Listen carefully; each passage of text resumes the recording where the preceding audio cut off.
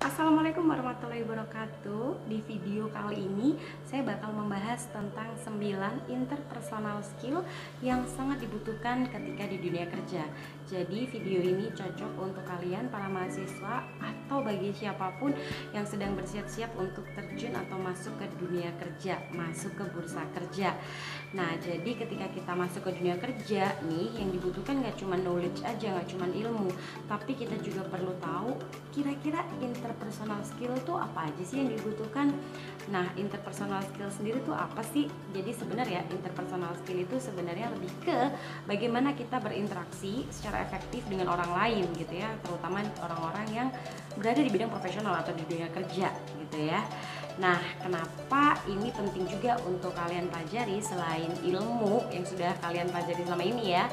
Karena ilmu aja sebenarnya nggak akan pernah cukup ketika kita masuk ke dunia kerja atau let's say masuk ke masyarakat sebenarnya ya, karena kita punya banyak hal lain yang menjadi penilaian. Dan interpersonal skill yang bagus, yang mumpuni gitu ya, yang dipelajari dengan baik dan diterapkan dengan baik, atau bahkan yang sudah dari kecil yang sudah terbiasa memiliki interpersonal skill dari lingkungan yang mendukung, biasanya itu akan membawa kita jauh ke depan, jauh ke tempat-tempat yang kita nggak bisa prediksi, dan itu berpotensi membuka peluang-peluang baru yang tentunya sangat bermanfaat untuk masa depan kita nantinya. Sebelum masuk ke poin nomor 1, perkenalkan, nama saya Nina. Saya adalah dosen dari Fakultas Ekonomi Bisnis dan Teknologi Digital Universitas Nahdlatul Ulama Surabaya. Nah, nggak usah berlama-lama, kita langsung masuk aja ke poin nomor 1. Nah, poin nomor 1 yang paling penting dan utama adalah attitude gitu ya. Nah, attitude ini adalah sikap atau yang sebenarnya kalau menurut saya lebih bagus dan baik kalau diasosiasikan dengan manner gitu ya.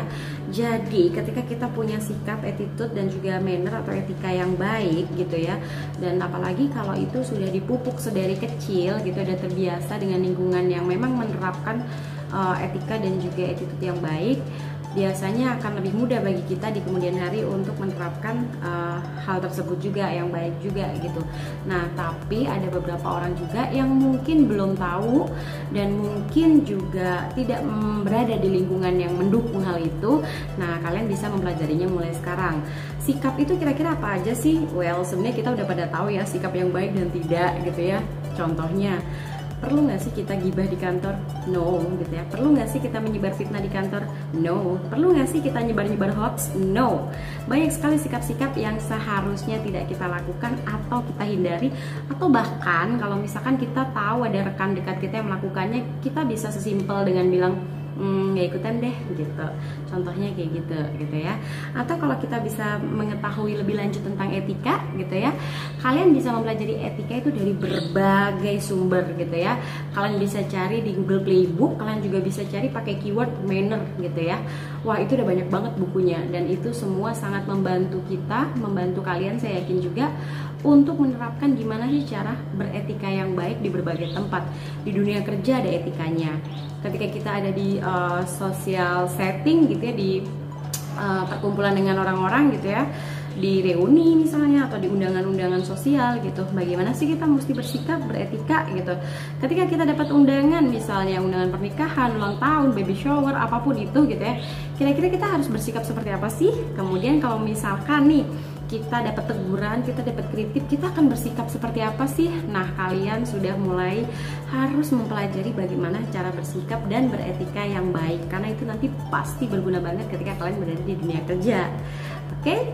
Nah, sekarang lanjut ke poin nomor 2. Poin nomor 2 ini sebenarnya kalau dipikir-pikir agak gampang ya, tapi ternyata penerapannya wah susah banget. Bukan berarti saya juga langsung tahu gimana cara melaksanakan, menerapkan, mengaplikasikan si poin nomor 2 ini, tapi saya juga sedang belajar gitu ya. Tapi yang saya paham juga bahwa nomor 2 ini juga nggak kalah penting dengan poin nomor 1. Poin nomor 2 adalah komunikasi. Jadi kita perlu tahu bagaimana skill untuk berkomunikasi. Nah, skill berkomunikasi ini juga ada 3 jenis gitu ya. Ada written communication, jadi bagaimana kita berkomunikasi secara tertulis gitu ya. Contohnya, gimana kita mengirim WhatsApp gitu ya. Kalau sekarang kan WhatsApp ya. Gimana kita mengirim email, menulis email gitu ya.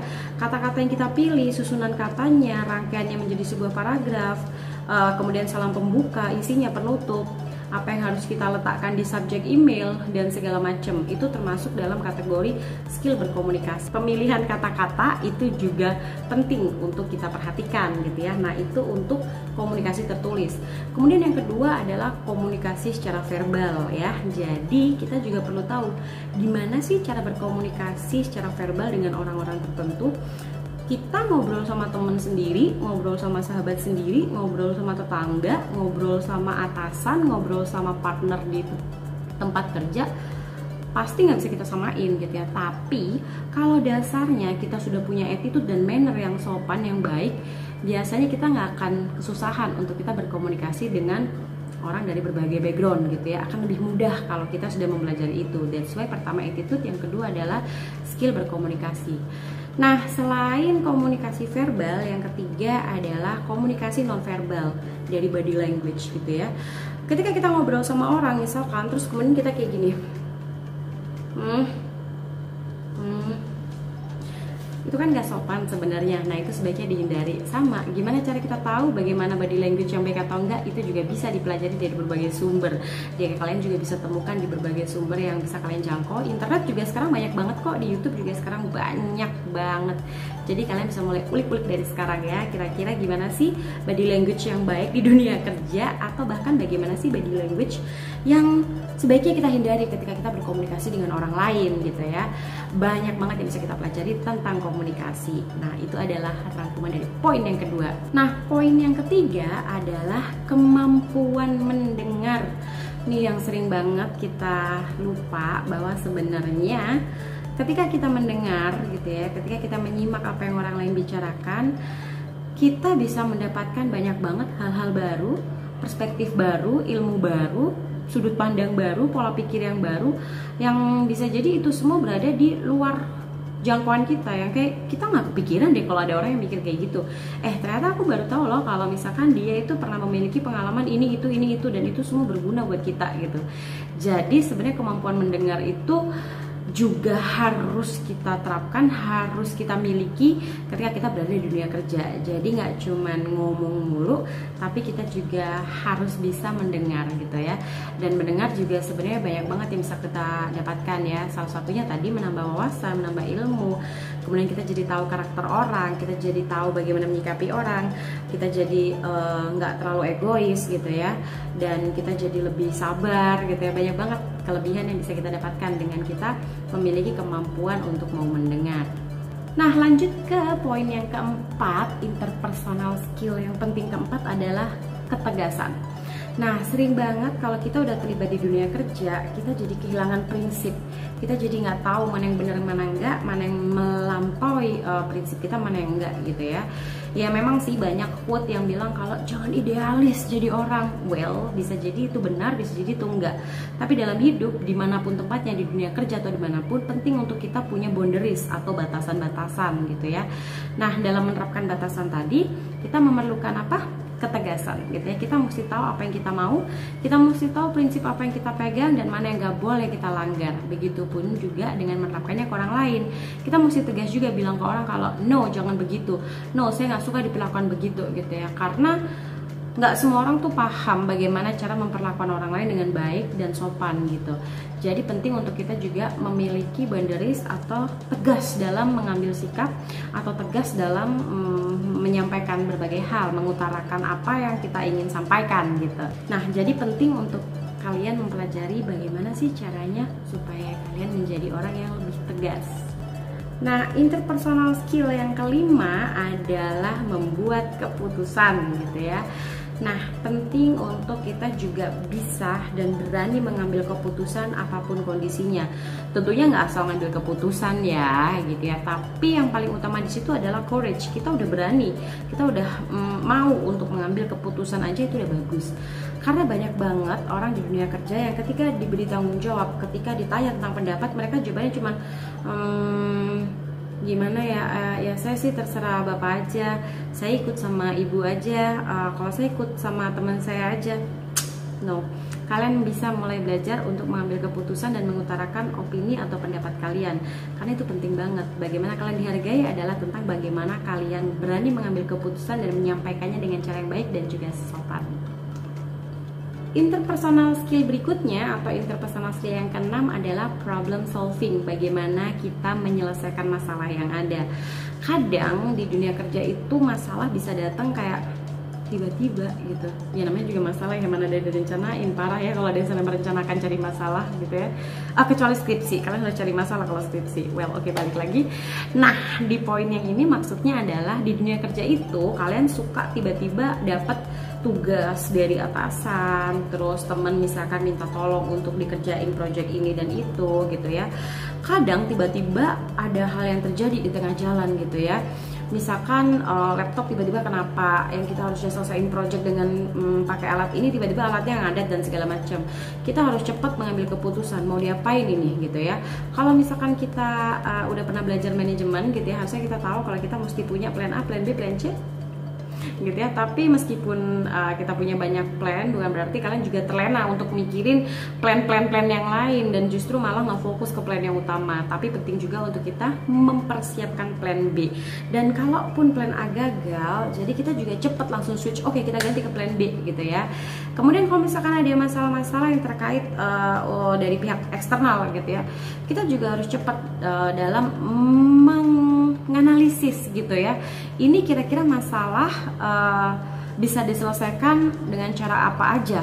Kemudian resiko dari setiap cara ini apa aja gitu ya. Kemudian ketika kita melakukan salah satu caranya, kira-kira nanti kita butuh evaluasinya seperti apa dan segala macam gitu ya. Jadi penting juga untuk kita belajar bagaimana cara menyelesaikan masalah, baik dalam kondisi waktu yang banyak ataupun dalam waktu yang sempit gitu ya. Ini adalah salah satu hal yang saya temukan ketika saya masih SMA. Saya beruntung banget waktu SMA saya ikut ekstrakurikuler Paskibra gitu ya, pasukan pengibar bendera. Di situ diklatnya, pada saat itu saya ngerasa itu keras banget dan apa ini gitu ya. Tapi ketika saya sudah lulus SMA, saya masuk ke dunia kuliah gitu ya, menjadi mahasiswi, bahkan sekarang di dunia kerja, apa yang saya dapatkan ketika saya menjadi anak Paskibra itu berguna banget sekarang. Salah satunya adalah berpikir cepat dalam kondisi apapun, termasuk dalam kondisi terhimpit gitu ya. Wah, itu sih nggak akan bisa dibayar dengan apapun ya, pengalaman itu gitu ya. Jadi balik lagi ke topik. Jadi penting untuk kita mengetahui atau memiliki skill tentang bagaimana sih memecahkan masalah dengan efektif dan efisien. Nah, interpersonal skill yang berikutnya adalah empati. Wah, kalau ini sih nggak usah saya bahas ya. Kayaknya kalau di dunia kerja kita nggak bisa terlalu fokus ke depan gitu ya, kayak nggak mau lihat kanan kiri, apa yang terjadi di kanan bodo amat, di kiri bodo amat gitu ya. Saya cuma mau lurus aja pakai kacamata kuda. No, kalian nggak bisa kayak gitu ya. Jadi kalian juga sudah mulai harus mempelajari bagaimana sih cara menumbuhkan empati, bagaimana sih cara berempati kepada orang lain gitu ya, kepada rekan kerja kita, kepada teman kita gitu ya. Dan berempati ini banyak banget ya, bagaimana contohnya. Kayaknya ini juga banyak banget di sekitar kita sih sekarang, nggak mesti ketika nanti di dunia kerja. But the point is, kalian juga perlu memunculkan empati dan berempati kepada sesama rekan kerja, karena itu penting banget. Nah, interpersonal skill yang berikutnya atau yang ke-8 adalah negosiasi. Penting untuk kita memiliki skill negosiasi agar kita nggak menjadi yes man. Yes man tuh maksudnya apapun yang diucapkan, apapun yang disuruh, apapun yang didelegasikan itu kita iya aja gitu ya. Kenapa? Karena ketika kita udah mulai iya aja, kita menjadi bisa dan mau melakukan segala hal gitu ya, orang tuh jadi cenderung meremehkan kita. Kalau ada apa-apa, ya udahlah kasih aja ke dia, dia kan pasti iya aja gitu. Pasti kalian nggak mau kayak gitu kan. Jadi mulai belajar tentang negosiasi sekarang gitu ya. Jadi kalian sudah mulai harus melihat ke dalam diri kalian sendiri. Kira-kira saya ini orangnya seperti apa? Saya punya kelebihan apa? Saya punya value apa gitu ya?